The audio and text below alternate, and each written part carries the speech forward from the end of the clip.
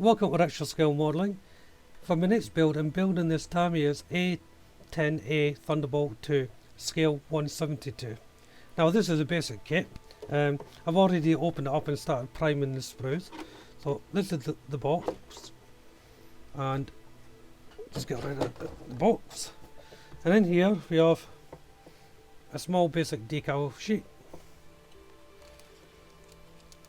a canopy and some lights, basic setup there, and two main sprues. So you got the wing and the attachments on there, and then the main sprue, you have the fuselage, weapon systems and belly pan at the plate. The instructions, I haven't even looked at these yet, are your normal Tamiya frame by the looks of it. Turn them around. So it shouldn't be too taxing. On the back page you have the map for the sprues. And here's the painting instructions. So this a 1992 version, but I'm going to be doing an earlier version than that. So I'm going to be researching this because I'm probably going to be doing about a 1980 or 1970 version of it. So I'll go research it, then we'll get on with the build. So the starting point is the cockpit, and I'm painting this in Tamiya's XF54 Dark Sea Grey, and I'm painting it on the sprue like I do. As I said many times before, this is just for ease of handling and also saves a lot of time while building the kit. You can get this part done out the way before the actual building, so when you come to the other areas of the build, it's all ready to go. Onto the instrument panels, and that's XF56 metallic grey.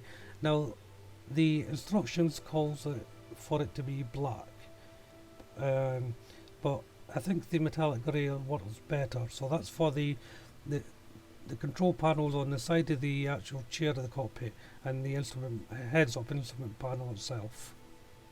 I'm using Tamiya's XF4 yellow green, and this is for the seat belts. So they're moulded onto it, so there's no photo etch parts or anything like that with this kit. X11 chrome silver is for the feet panels.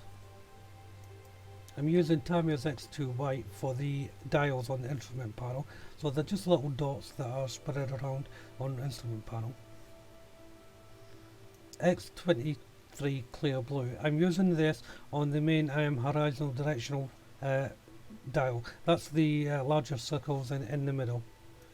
It's mainly just for the two larger areas to stand out from the white. And then it's X27 clear red, and these are just highlighting all the little knobs and switches.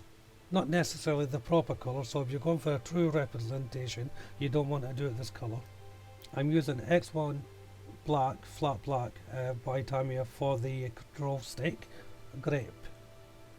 And then it's a tiny little dot of X red 7 on the grip at the top of the grip, just to represent a trigger. So going on to the actual build now, and I'm starting off with the seats.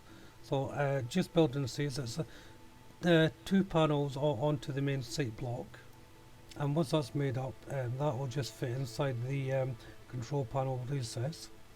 Shouldn't give you too much problems. But before I fitted it, I decided to place in the control stick first, because those are always tricky to get in on something this scale. Then moved on to the instrument panel, and that was a simple case of just fitting into the slot and resting on the armrest, and then I put in the seat. I found this way of doing it was just a little bit easier than putting in the seat first and then all the little small parts. But it all went together nicely. There wasn't any problems with the location points. If you're having the landing gear down, now's the time to paint the front bay. So I'm painting this in Tamiya's X2 white on the sub-assembly process. Then when the paint was dry, it was just a matter of assembly. The back wall just fits right into the recess point. The location markers for it are easy to follow. The next top part sits at a slight angle, so you want to make sure that fits in within the boundary of the mould. Now putting the sub-assembly part onto the main fuselage, some people have trouble with this because you're fitting it onto a half of the fuselage for the fuselage put together. But Tamiya has designed that kit with this in mind, and it butts up against a little ridge on the edge, so it acts as a really good guidance to get the sub-assembly bay attached. As you can see there, just a small bit of adjustment and it went in okay.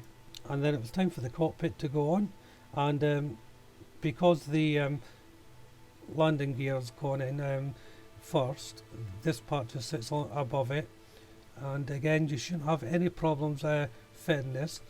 I know sometimes these cockpits can be a bit tricky to get in, but this just went in very nicely. So once the cockpit and the landing gear was all nicely secured, bonding the two fuselage parts together was very easy. The location points on these just slipped into each other without any drama. Didn't need any heavy clamps or that to keep it closed. Just a couple of spring clamps just so that I can move on to the next stage of the kit, so I didn't have to worry about holding it. But if you don't have anything like this, it's not really necessary. You know, it just takes a little bit longer if you have to hold it together for a few minutes. I'm painting the flaps XF26 deep green. These are two little thin slithers of plastic. Now you don't have to paint these if you're having the flaps closed, but I wasn't sure how I was going to do it at this point, so I painted them anyway. Now the flaps should have been quite easy to fit. They should just push into the position that you want. However, I think the kit actually wanted you to have them open, really. So the alignment when they're closed is not fantastic. So you may have to maneuver it around a little bit to get it how you want it. And then closing off the top and bottom part of the wings was fairly simple. You will need a couple of clamps for this. X27 Clear Red I'm using for the two little side lights, well, for one of the little side lights at the edge of the wing. For the opposite end, the kit's calling for clear blue. I did paint it clear blue, but in the end I changed it to green. It just didn't look right to me. So back to the main fuselage, and I'm painting in the black that sits just in front of the cockpit. I made a slight error here. This bay should have been painted before I assembled, so it's getting painted in X2 white. But I should have painted it before I put the wings together. That wasn't so much of a problem. I was able to get a small brush in there to paint it. The inside of the engine housing is getting painted in X10 gunmetal, and it's up to you whether you want to paint that or not.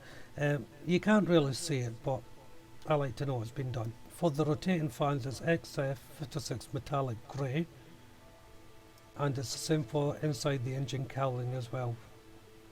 To assemble, the rotating fan just fits inside the cowling and the other part just goes on top. There is a little recess point in each half that guides you into it. And once that block's completed, the outside gets painted in XF56 metallic grey, and the inside cowling of the main engine is XF26 deep green. The main rotator fans is XF56 metallic grey, and that's much the same way as the rear ones. Then I'm moving on to Tamiya's X2 white to paint the landing gear. Now I'm doing a lot of this on the sprue, but when you're doing this, make sure the landing gear flaps or coverings, one side is painted with the inside colour and the other side is painted with the outside colour. So this is just what I'm doing here now. They're small parts, so it's better to paint them on the sprue. For the wheels, the hub is X2 white, same colour as the landing gear. Then moving on to life colour black and rubber shades UA733, and that is an excellent colour for tyres. Now the engine is right, so time to assemble. So the inner part of the engine goes in first, and there's two little recess location points that the main unit fits into. I would suggest leaving it to dry before you fit the other parts. Then once they're in, it's time to put in the rotating fan. They just sit right in the edge. There's two little flaps that go onto the main wings at the front. Mine needed slight trimming to get them to fit. Again, I think that's because I was having them in the closed position. Now, put those little flaps on before you join the main fuselage, or you'll find it quite difficult to get them in. But the wings to the fuselage fitted perfectly. Onto the rear wing, the rear stabilisers, they just fit in two little recess points. You won't need any clamps or anything for these to fit. They hug in there quite tightly. It's back to the engines and the top housing to go on. This is where you find out whether you put the everything in the right position. If you did, it should just fit on very snugly without any gaps showing. It's back to the wheel rings, and these just fitted on with a nice little recess right at the back tail there, and it just pops on. Again, it shouldn't give you any problems. Going back to the main flaps I painted earlier, there's two halves for these that you have to build. There's also a little collar that goes on the end. Make sure you get this in the right position, or you'll find that the flaps won't fit at all, whether you have them open or closed. It's quite a small part, but it fits on the larger end of the actual flap. And once it's built, it's just a matter of pushing it into the area. Again, you may have a little bit of trouble getting the exact position that you want, but you should be able to manoeuvre it into the position that you like. The nose cone is next to go on, that just pops on the front. There's no location points for this, so be careful that you get it on square. Next is the landing gear. Now the bay flaps I'm placing in first before I put the gear in. Every time I've done it the other way around, I've found it difficult to get these flaps in, so I thought I would try it this way first, put the flaps in, then the gear. So while the flaps are drying, I'm just assembling a couple of the weapon pylons. There's a couple to make up. If you do make them up beforehand, just make sure that you number them so you know which order they go in. And I'm sub-assembling the bombs on the sprue, just for ease of holding the actual parts. For me, it's just easier to do this way. I know a lot of people probably think, what the hell are you doing it that way for? I just find it easier to handle the weapons in the drying process when they're still on the sprue. For the Sidewinder missiles, the pylons have to be made up beforehand. So this little flat place here goes on to two pylons. And once I made up, I started assembling some of them onto the main wing. Now you don't have to do it in this order, but I find it's easier to do it before the actual landing gear goes in, because you're not bumping into it with your hands. So it's time to put in the front landing gear, and it just fits in the two little recess points that butt against the rear flap. So it's time to paint the weapons, and the first one is XF26 deep green. The side windows is X2 white, and again I'm painting these on the sprue. The drop trunks is XF54 dark sea grey. And for the other bombs it's XF58 olive green. Now all these bombs, once they're dry, will be getting touched up. The paintwork will be getting touched up. Now it's onto the actual main camouflage of the paint. So the first colour I'm putting down is XF26 deep green. Now the reason why I'm doing it now is because when the other parts go on, it's easier to paint now than trying to get a brush into tight spaces. So it's worth thinking ahead how you're going to be painting your kit. Onto the main landing gear, there's a couple of little flaps that get put on. There's a little location point for you to know where exactly they should go, and once they're dry, it was a simple case of placing them in. Needed to be a little bit of manoeuvring done for the back leg of the landing gear, but it was a fairly simple process, even though the flaps were going in first. If you've got a good pair of small tweezers, you shouldn't have any problems. There's a couple of side panels to go on, and if you're having the plane in an open position like the flaps and things like that, I would suggest leaving them off, because the mode work inside these little panels is really good. It'd be worth showing off. Now it's time to fit the engines, and they just sit into the recess there. Again, the fit was really good. They just slotted in without too much fuss. Then it was back to the first coat of paint, so that's XF26 deep green for my base colour. and I'm putting this over the entire model.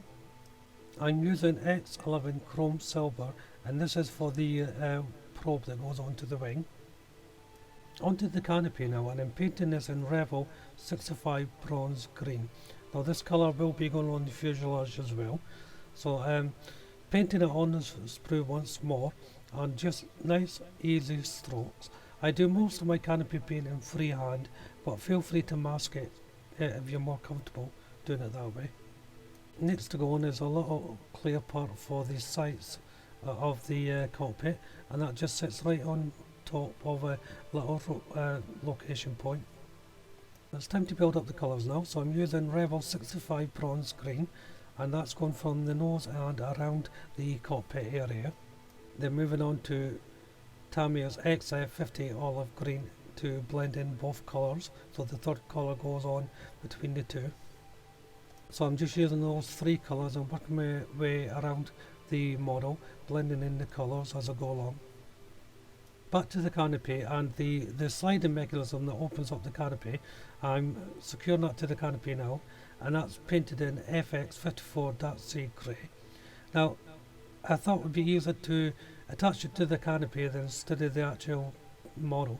That way I'm ensured a good fit onto the canopy. On the side window missiles I'm using X1 flat black, and these are painted for the tip of the missile. For the bands around the bombs I'm using Tamiya's XF3 flat yellow, and it's just a little ring. There's a good guiding point for you to paint these. You can mask it off if you wish. Now it's time to assemble the wheels. Just two halves for the main wheels, so I'm using a cocktail stick just to hold them and marrying up the two halves. There's two little parts that go on the nose cone, and that's getting painted in FX56 metallic grey. You have to sub-assemble them before putting them on. This is why I left them to near the end. And then it was time to put on the wheels, and they just push on and into the axle. And once that was on, it was time to put on the actual weapons. I should say at this point as well, off camera I use Umbro 102 Army Green. Just a little bit of this colour to help blend in the colours on the main colour scheme. I used tiny amounts, and it was just to let other colours stand out a little bit more. I'll just carry on putting on the missiles and weapon systems.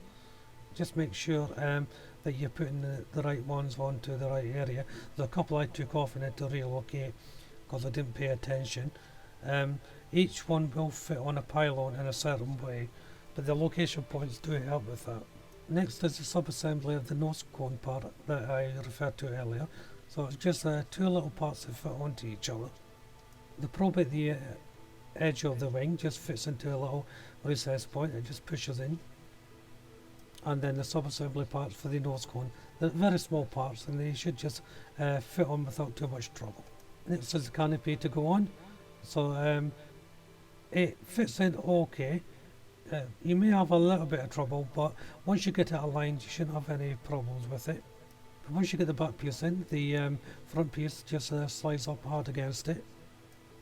And it's back to the other side for a coat of pledge clear polish, and just using a flat brush here and putting it on in a nice even manner all the way around. And the last part to go on was the two side lights. So these are tiny parts, so you want to be careful. I dropped mine a couple of times trying to get these on, but a little perseverance and I managed to get them on. And once it was dry, it was time for the top part of the kit to get its coat of varnish, so it's pledge clear polish. Once the kit was dry, it was time to put on the decals. Now this is where the kit lets itself down as the decals. They're not brilliant, but for me it wasn't too much of a problem because I was only putting on a couple of decals because I'm doing an earlier version that the kit's got decals for.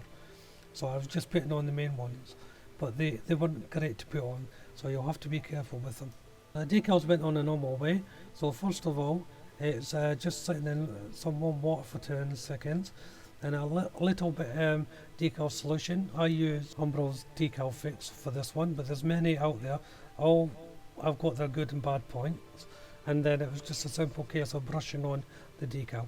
I forgot to paint the wing stabilizer tip, so this is a Revol Aquacolor 49 light blue on the tips of the wings here, and I just used a little bit of masking tape for a straight line to paint them in.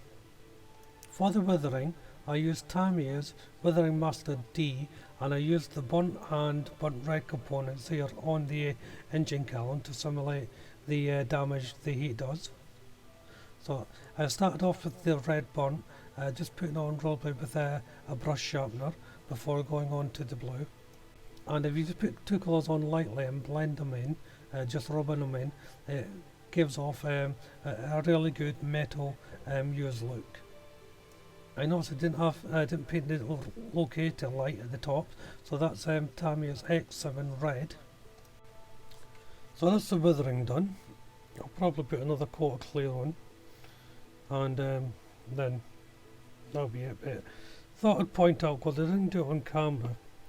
Now it is a bit of a tail sitter, to say the least, and the reason for that is the landing gear, I was going to have it landing gear up, but I decided to put it down just for storage purposes, and so I forgot I needed quite a bit of weight, because all the weight's here where the engines are.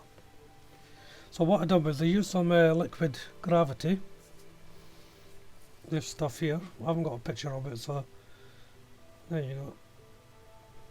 And it's just tiny little balls of lead shot, and I've put it in the cavity for the landing gear. So it's a little bit of super glue, then just poured this in, then a little bit of super glue on top. So it is a bit messy, so it's this stuff's quite good. It's really heavy, but that's still not enough to hold it down. Well, just not enough. It is just on the point of balance. The wheel, the front wheel here, is barely touching the mat. It is touching, but barely. But the slightest little touch in it will fall down. So technically not a tail spinner, but it is.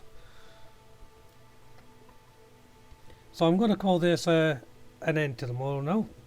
This was a really good kit to build, a really fun little build. I would recommend this for everyone, beginners and experienced alike.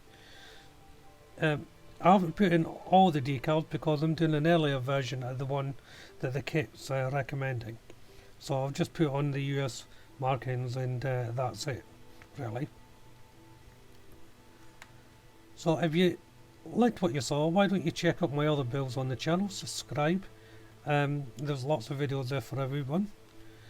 Throw a like if you liked what you've seen here today. But for now, thanks for watching.